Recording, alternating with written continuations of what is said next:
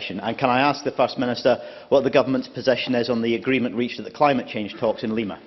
First Minister. The Lima call for climate action has kept the international negotiations moving forward, although with very important issues, principally the overall level of global ambition yet to be resolved.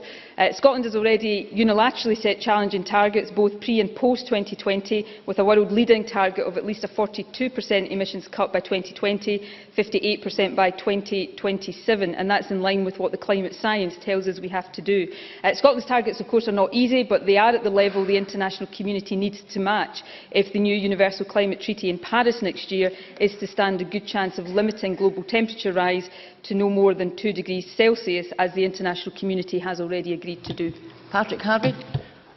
If we're ever going to see a meaningful, robust and legally binding agreement come out of this process, it is vital that wealthy, developed countries, particularly those which are still precariously dependent on the production of the very fossil fuels which have brought the climate into such global peril, are able to make commitments of the kind the First Minister refers to. So the Scottish Government is right to attend these talks and to demonstrate that commitment. But that commitment is only credible if we start meeting the targets rather than just setting them. What policy changes does the First Minister think are necessary from the Scottish Government to start meeting those targets and rebuilding our credibility on climate change? First Minister. Well, firstly, I agree wholeheartedly with Patrick Harvey. There is no point setting targets if your determination is not to meet them, and we will continue through the RPP and further iterations of that document to look very critically at the policy interventions we are making, where we are not succeeding in some of those interventions, where we need to do more, and we will continue, as we have done in the past, to seek to involve the entire chamber in that. Just on one positive note, Presiding Officer, I think in the context of this question it is worth noting that figures out just this morning show that for the first time ever in Scotland, generation from renewables accounts for the same proportion of total generation as fossil fuels. So yes, there is much for us still to do, but we are making good progress and we do have the ambition to do more, and I would hope that everybody would be able to welcome that progress. Lord Campbell. Thank you, Presiding Officer. Can the First Minister advise what assistance the Scottish Government can provide to developing countries to help them reduce emissions?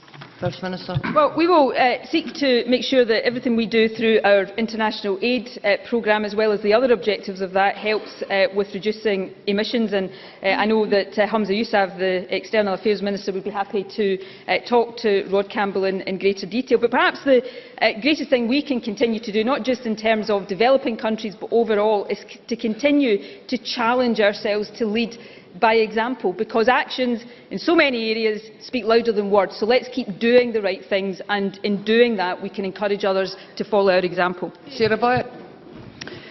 What particular policy does the First Minister think we need to put on the agenda in Scotland, given that we have missed our targets 3 years in a row, and that there are key areas such as transport, housing and agriculture where we need to make urgent progress? First Minister. Well, Sarah Boyack, and let me congratulate her on her new Shadow Cabinet post. Sarah Boyack knows what the specific policies we think we need to achieve are, because they are laid out in some considerable detail in the RPP, right across the whole spectrum of our responsibilities on housing, on transport, on agriculture. Some of these are challenging and difficult to meet, which is why we need to continue to challenge ourselves to do more. If these targets were easy to meet, then they wouldn't be ambitious enough. So let's all resolve to keep doing what we need to do. And there's a lesson here for all of us as politicians, because in my experience in government, which now stretches over 7 years, what we get from the opposition is calls to do things until those things become controversial, and then they oppose us doing these things. So let's all be determined, not just to have warm words around this, but be prepared to follow through with the brave action we need as well. Thank you. That ends First Minister's questions. We are moving to members' business, so members who are leaving the chamber should do so quickly and quietly.